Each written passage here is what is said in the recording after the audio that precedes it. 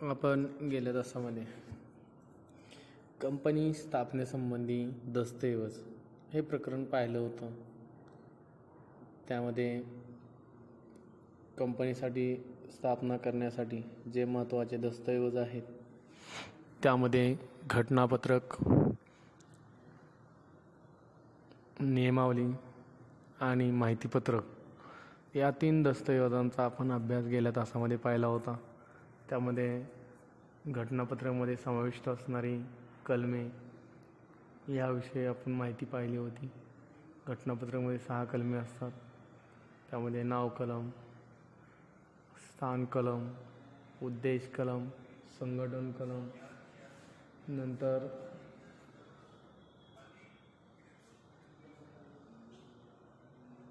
संघटन कलम असे अनेक घटनापत्रकामध्ये नमूद असणारी कलमं या कलमाविषयी आपण अभ्यास पाहिला होता.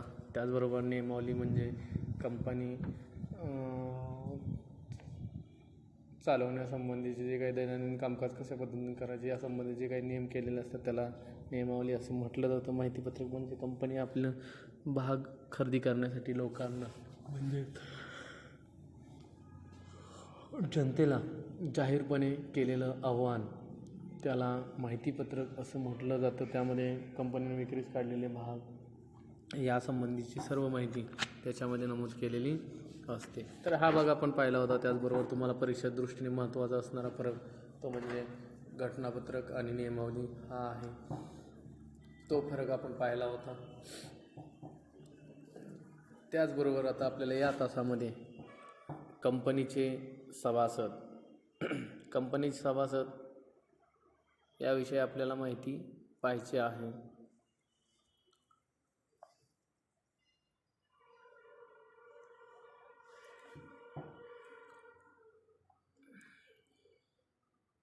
कंपनीचे सभासद यामध्ये आपल्याला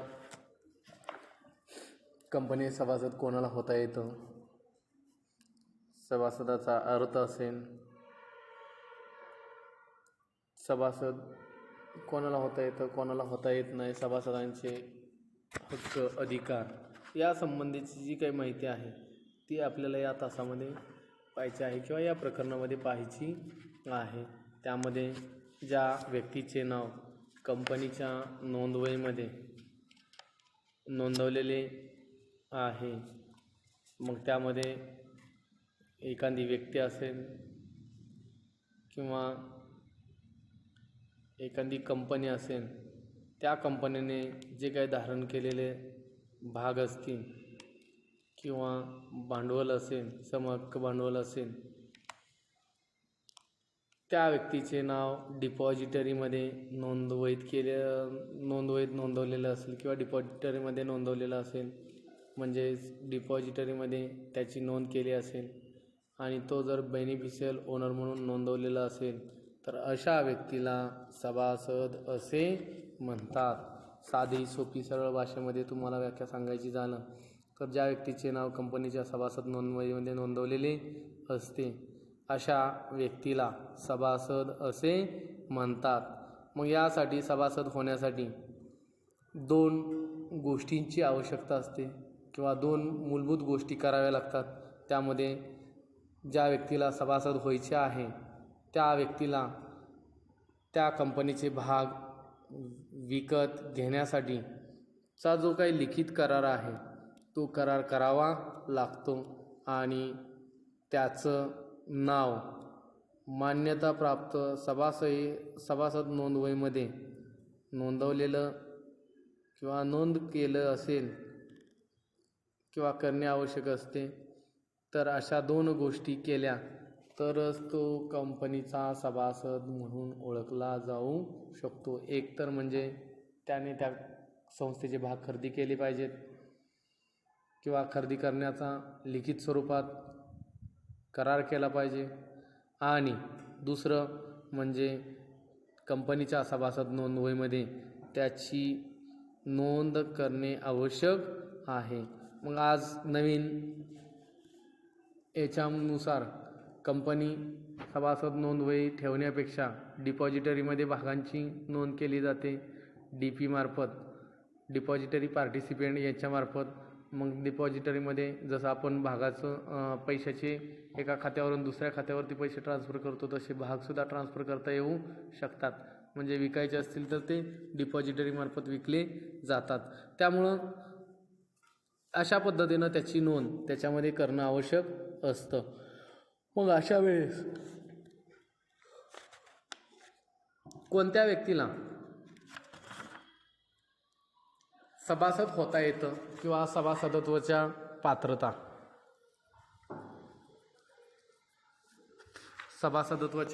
पात्रता तुम्हाला परीक्षेमध्ये हा प्रश्न विचारला जातो.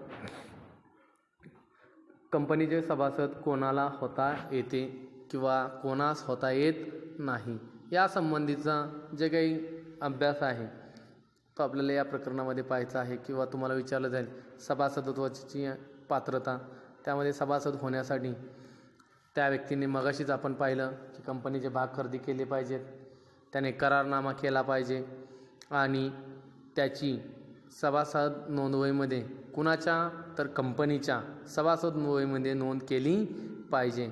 मग यासाठी कंपनी कायद्याचे जे काही तरतुदी आहेत किंवा घटनापत्रक आहे, आपण पाहिलेलं आहे घटनापत्रक हा मूलभूत दस्तऐवज आहे आणि महत्त्वाचा दस्तऐवज आहे. याच्यामध्ये सहजासहजी बदल करता येत नाही आणि नियमावली याच्या अधीन राहून व्यक्तीला कंपनीचे सभासद बनता येऊ शकते किंवा कायद्यातील तरतुदीनुसार त्या व्यक्ती कंपनीचे सभासद होऊ शकतात. त्यामध्ये पहिला आहे व्यक्ती. का आहे?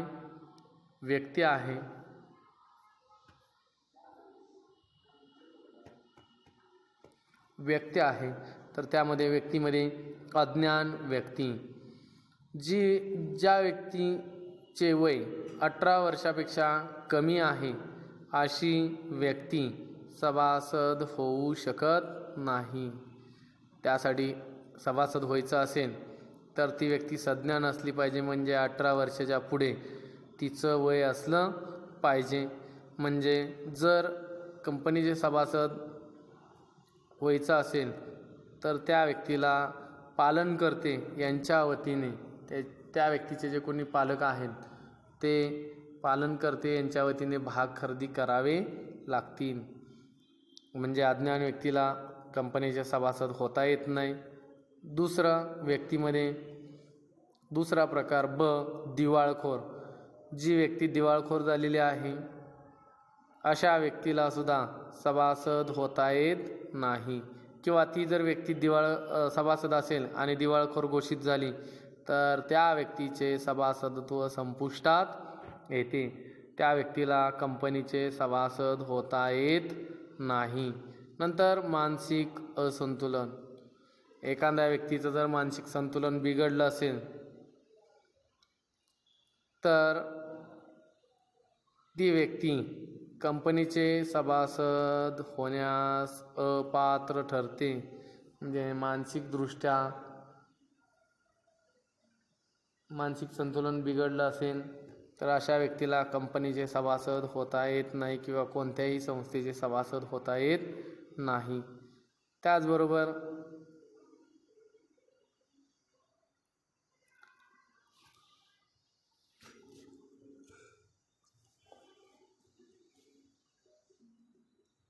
विदेशी व्यक्ती, विदेशी नागरिक जे काय असतात त्यांना करारबद्ध होण्यासाठी पात्र असल्यामुळे किंवा ते पात्र असतात त्यामुळं फॉरेन एक्सचेंज मॅनेजमेंट ॲक्ट 1999 याच्या अधीन राहून फॉरेन कंपनीचे भाग विकत घेऊन सभासदत्व मिळवू शकतो.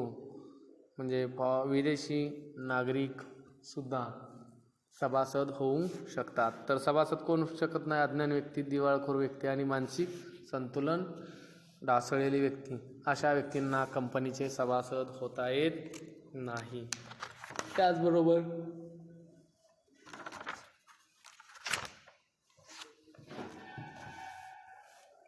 संस्था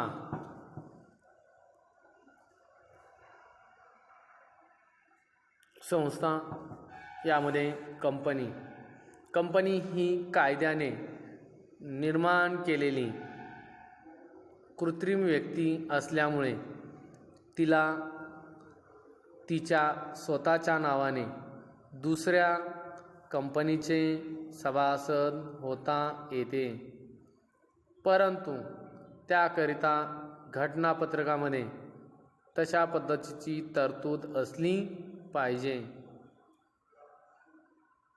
ती कंपनी फक्त स्वतःच्या कंपनीमध्ये गुंतवणूक करू शकत नाही, पण इतर कंपनीमध्ये ती गुंतवणूक करू शकते. म्हणजे कायद्याने निर्माण केलेली कृत्रिम व्यक्ती आहे. तुम्हाला प्रकरण 2 मध्ये सांगितलेलं आहे की तिला मानवाप्रमाणे शरीर नाही, मन नाही, आत्मा नाही, पण तरीही ती मानवाप्रमाणे सर्व कार्य करू शकते. आपल्या कार्यासाठी कर्मचाऱ्यांची नेमणूक करू शकते. एखाद्याच्या चुकीमुळे जर काही कंपनीचं नुकसान झालं तर कंपनी तिच्या विरुद्ध दावा दाखल करू शकते.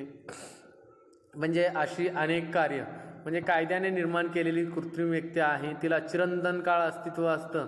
ती कायद्याने निर्माण केल्यामुळं तिचा म्हणजे मानवाप्रमाणे नसतं की मृत्यू झाला विषय संपला.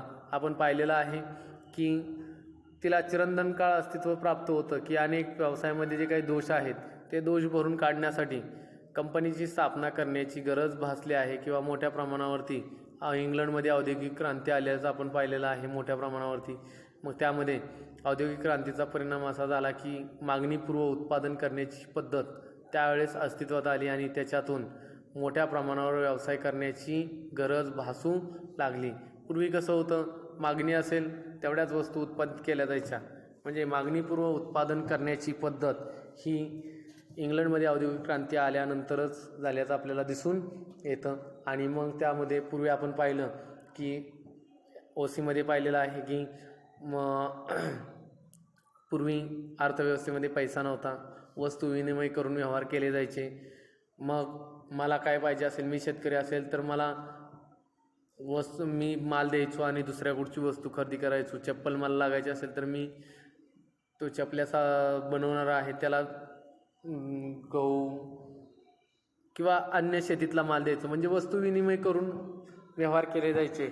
मग अशा वेळेस मागणी जेवढी आहे तेवढंच उत्पादन केलं जायचं. परंतु इंग्लंडमध्ये औद्योगिक क्रांती आल्यानंतर मोठ्या प्रमाणावरती मागणीपूर्व उत्पादन करण्याची पद्धत अस्तित्वात आली. एकल व्यापारी बघितलं आपण, अविभक्त हिंदू कुटुंब बघितलं, भागीदारी संस्था बघितलं, सहकारी संस्था बघितलं. म्हणजे अशा सगळ्या संस्था आपण बघितल्या. त्यामध्ये मर्यादित व्यवस्थापन कौशल्य, मर्यादित भांडवल, यामुळं व्यवसाय हा मोठ्या प्रमाणावरती वस्तू उत्पादित करणं त्या व्यवसायाला शक्य नाही. मग अशासाठी अशा एका मोठ्या व्यवसायाची स्थापना करणं गरजेचं आहे, कारण का त्या व्यवसायासाठी चिरंतन काळ अस्तित्व नाही. पण असा व्यवसाय चिरंतन काळ चालला पाहिजे यासाठी कोणत्याही सभासदाचा मृत्यू झाला, आपण बघितलं एकल व्यापारात मृत्यू झाला की व्यवसाय बंद होऊ शकतो, बंद पडतो, त्याच्या वारसावर चालवला जाईल याची गॅरंटी नाही. भागीदाराचा मृत्यू झाला तरी व्यवसाय बंद पडतो. मग त्यामुळं अशा व्यवसायाला चिरंतन काळ अस्तित्व नसल्याचं आपल्याला आपण बघितलेलं आहे.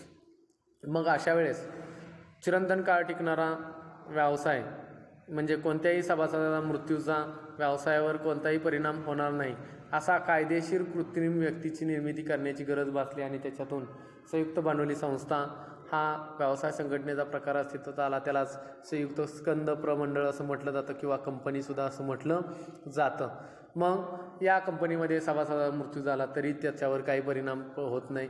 कंपनी कायमस्वरूपी चालतच असते. कोणत्याही सभासदाचा मृत्यू झाला किंवा सभासदांनी भाग खरेदी केला तरी त्याच्यावरती काही परिणाम होत नाही. मग अशा कायदेशीर कृत्रिम व्यक्तीला सुद्धा एका संस्थेला दुसऱ्या संस्थेचे सभासद होता येऊ शकतं. किंवा सहकारी संस्था असेल, अशा सहकारी संस्थेला नोंदणीकृत सहकारी संस्था आहे ती सुद्धा कंपनीची सभासद होऊ शकते. एक संस्था दुसऱ्या कंपनीची सभासद होऊ शकते. त्याचबरोबर मर्यादित दायित्व भागीदारी संस्था असेल ती सुद्धा दुसऱ्या कंपनीचे सभासद बनू शकते. त्याचबरोबर अविभक्त हिंदू कुटुंब असेल त्यासुद्धा अविभक्त हिंदू कुटुंबाला सुद्धा जो काही कर्ता आहे त्या कर्त्याच्या नावाने भाग खरेदी करता येतात. म्हणजे अविभक्त हिंदू कुटुंबाच्या नावाने जे काही नाव आहे त्या नावाने भाग खरेदी करता येत नाहीत. तर किंवा अविभक्त हिंदू कुटुंबामार्फत चालवला जाणारा व्यवसाय त्या व्यवसायाच्या नावाने भाग खरेदी करता येत नाहीत. तर ते कोणाच्या नावाने खरेदी करता येतात, तर जो कर्ता आहे त्या कर्त्याच्या नावाने भाग खरेदी करता येतात. त्याचबरोबर भागीदारी संस्था असेल, अशा भागीदारी संस्थेला सुद्धा भाग खरेदी करता येत नाही, पण त्या भागीदारांना त्या कंपनीचे भाग खरेदी करता येतात. कुणाला, तर त्यांच्या स्वतःच्या नावाने भाग खरेदी करता येऊ शकतात. नंतर विश्वस्त संस्था, ज्या काही नोंदणीकृत विश्वस्त संस्था आहेत अशा नोंदणीकृत विश्वस्त संस्थांना सुद्धा कंपनीचे सभासद होता येते. म्हणजे ज्या काही संस्था सोडून बाकीच्या संस्थांना सगळ्या कंपनीचे सभासद होता येऊ शकतं. मग त्याच्यामध्ये तुम्हाला चार्ट दिलेला आहे बघा. कंपनी सभासदत्वासाठी पात्रता: अल्पवयीन व्यक्ती असेल सभासद होता येत नाही, दिवाळखोर व्यक्ती असेल सभासद होता येत नाही, मानसिक असंतुलन व्यक्ती असेल सभासद होता येत नाही, विदेशी नागरिक असेल सभासद होता येते, हिंदू अविभक्त कुटुंबचा कर्ता असेल त्याला सभासद होता येत आहे, पण अविभक्त हिंदू कुटुंब व्यवसाय असेल त्यांना सभासद होता येत नाही. त्याचबरोबर एका कंपनीला दुसऱ्या कंपनी सभासद होता येते, सहकारी संस्थेला सुद्धा होता येते, कारण का ती सुद्धा कायद्याने निर्माण केलेली किंवा कंपनी सहकारी कायद्याअंतर्गत चालवली जाणारी संस्था आहे, त्यामुळे तिला सुद्धा होता येतं. त्याचबरोबर मर्यादित भागीदारी संस्था असेल तिलासुद्धा सभासद होता येतं. हिंदू अविभक्त कुटुंब असेल कुटुंबाला होता येत नाही, एकत्ररित्या भाग खरेदी करता येत नाहीत. नंतर भागीदारी संस्था असेल त्या संस्थेला सुद्धा होता येत नाही, पण त्या संस्थेतील सभासदांना होता येतं. नंतर विश्वस्त संस्था असेल अशा संस्थेतील अशा संस्थेला सुद्धा सभासद होता येते.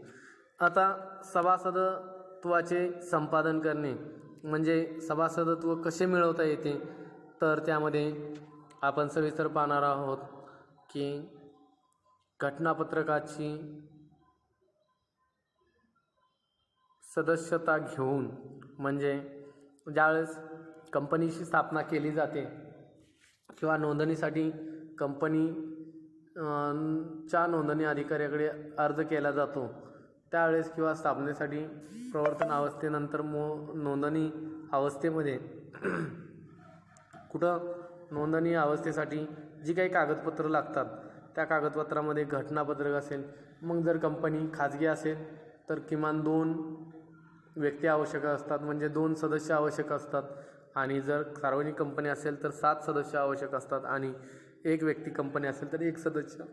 मग अशा वेळेस त्या घटनापत्रकावरती जर त्या व्यक्तींनी सह्या केल्या असतील तर ते कंपनीचे प्राथमिक सभासद म्हणून ओळखले जातात. ते कंपनीचे सुरुवातीचे सभासद म्हणून ओळखले जातात. म्हणजे ज्या व्यक्ती सह्या करतील, 2 असतील खाजगी कंपनीत, सार्वजनिक कंपनीत 7 असतील, तर ती घटनापत्रकावर सह्या करणाऱ्या व्यक्ती या कंपनीचे प्राथमिक सभासद असतात. त्याचबरोबर भाग खरेदीसाठी अर्ज करून व भाग वाटपाने ज्या व्यक्तीने कंपनीने भाग विक्रीस काढलेले आहेत असे भाग खरेदी केले असतील किंवा खरेदीसाठीचा अर्ज केला असेल आणि अर्ज केल्यानंतर कंपनीने जर त्या व्यक्तीला भागाचे वाटप केले असेल तर ती व्यक्ती भागधारक बनते, म्हणजेच त्या व्यक्तीला कंपनीचे सभासदत्व मिळते. नंतर तिसरा आहे अभौतिक म्हणजेच डिमटेरियलाइज स्वरूपात भागधारण करणे. एखाद्या व्यक्तीने जर आपल्या नावावरती भाग पेढीमध्ये लाभप्रद मालक म्हणून आपली नोंद केली असेल, म्हणजे एखाद्या कंपनीचे भाग डिपॉझिटरी मार्फत खरेदी केले असतील तर ती व्यक्तीसुद्धा त्या कंपनीचे सभासद बनते. नंतर भाग हस्तांतर करून, समजा एखादी विद्यमान भागधारक आहे, मग तो व्यक्ती आपल्या स्वइच्छेने किंवा हेतुपूर्वक एका व्यक्तीकडून दुसऱ्या व्यक्तीकडे भागाचे हस्तांतर करतो किंवा भाग विकतो, एक व्यक्ती दुसऱ्या व्यक्तीला भाग विकतो, त्याला भागाचे हस्तांतर असे म्हणतात. मग जो विद्यमान सभासद आहे, भागधारक आहे, त्या व्यक्तीला वाटलं की आपलं भांडवल मोकळं करावं म्हणून त्याने जर दुसऱ्या व्यक्तीला भाग विकले, मग विकल्यानंतर त्या भागाचे हस्तांतर झाले, हस्तांतरणाचा अर्ज कंपनीत सादर झाला. मग अशा वेळेस जोपर्यंत त्याचं सभासद नोंदवही म्हणून नाव कमी केलं जात नाही तोपर्यंत तो कंपनीचा सभासद असतो. ज्या दिवशी त्याचे सभासद नोंदवही म्हणून नाव कमी केलं जाईल, नवीन व्यक्तीचं टाकलं जाईल, त्यावेळेस तो कंपनीच्या म्हणजे जो जुना सभासद आहे त्याचे सभासदत्व संपुष्टात येते आणि नवीन कंपनी हा त्या कंपनीचा सभासद बनतो. नंतर भागाचे संक्रमण झाल्यामुळं सभासदाचा मृत्यू झाला, एखाद्या सभासदाचा मृत्यू झाला, अचानक त्या व्यक्तीने भाग खरेदी केलेले आहेत, बरंच वर्ष झालं तो कंपनीचा सभासद आहे आणि अचानक त्याचा मृत्यू झाला किंवा तो दिवाळखोर झाला, मानसिक संतुलन ढासळलं, अशा वेळेस त्याच्या कायदेशीर वारसाच्या नावे जे भाग हस्तांतर केले जातं त्याला भागाचे संक्रमण असे म्हणतात. त्याला काय म्हटलं जातं? भागाचे संक्रमण असे म्हणतात. मग आपण बँकेत खातं जरी ओपन केलं तर त्या खाते ओपन करत असताना त्याच्यामध्ये फॉर्मवरती आपण आपल्या वारसदाराचं नाव लिहितो. मग काहीजण आपल्या आईचं टाकत असेल, काहीजण आपल्या वडिलांचं टाकत असेल, नंतर आपल्या भावाचं. म्हणजे आपल्या मृत्यूनंतर आपल्या खात्यातील रक्कम कुणाला दिली जावी त्याचं नाव आपल्याला वारसदार म्हणून लावावं लागतं. मग अशा वेळेस ज्या व्यक्तीने भाग खरेदी करताना त्याने वारसदाराचं नाव आपल्या ज्या मुलीचं लावलं असेल, मुलाचं लावलं असेल, त्याच व्यक्तीच्या नावावरती ते भाग हस्तांतरित केले जातात. म्हणजे ही कसली प्रोसेस आहे तर कायदेशीर प्रोसेस आहे आणि भाग हस्तांतर ही स्वइच्छेने केलेली प्रोसेस आहे किंवा प्रक्रिया आहे आणि भाग संक्रमण ही म्हणजे कायदेशीररित्या केलेली प्रक्रिया आहे. नंतर एक व्यक्ती कंपनीची नामनिर्देशित व्यक्ती म्हणजे एक व्यक्ती कंपनीचा सभासद मृत्यू झाल्यास घटनापत्रकात ज्याचे नाव नामनिर्देशित केलेले आहे तो व्यक्ती मालक होतो. तर समजा एक व्यक्ती कंपनी स्थापन केलेली आहे, अशा वेळेस तो व्यक्ती कंपनी चालवत असताना अचानक त्याचा मृत्यू झाला. मृत्यू झाल्यानंतर त्याने घटनापत्रकात नामनिर्देशित व्यक्ती म्हणून नॉमिनी पर्सन किंवा nominee of one person company याच्यामध्ये एक व्यक्ती कंपनीमध्ये ज्या व्यक्तीचं नाव घटनापत्रकामध्ये नामनिर्देशित म्हणून टाकलेलं आहे तो व्यक्ती या व्यक्तीच्या जागेवरती मालक म्हणून येतो. नंतर मूक संमतीने सभासद ज्या व्यक्तीचे सभासद नोंदवहीमध्ये चूक झाली आहे अशा व्यक्तीस किंवा चूक प्रविष्ट झालेली आहे अशा सभासदास किंवा सभासद आपण सभासद असल्याचं किंवा भासत असेल किंवा जाणून बुजून आपले नाव नोंदवहीत राहू दे असेल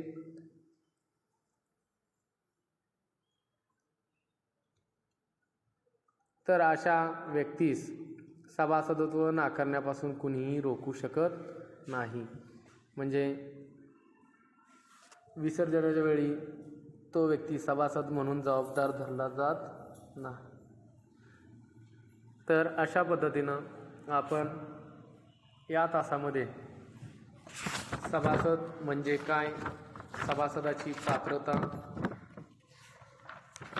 आणि सभासदाचे संपादन म्हणजे सभासद कसे होता येऊ शकते या संबंधीची जी काही माहिती पाहिलेली आहे. आता याच्या पुढचा भाग उद्याच्या तासामध्ये सभासदत्व संपुष्टात येण्याची कारणे आणि सभासदत्वाचे अधिकार, सभासदांना कोणते अधिकार आहेत किंवा त्यांची कर्तव्य असतील, त्यांच्या जबाबदाऱ्या असतील या संबंधीची जी काही माहिती आहे ती आपण उद्याच्या तासामध्ये घेणार आहोत. तर आजच्या तासामध्ये आपण इथंच थांबत आहोत.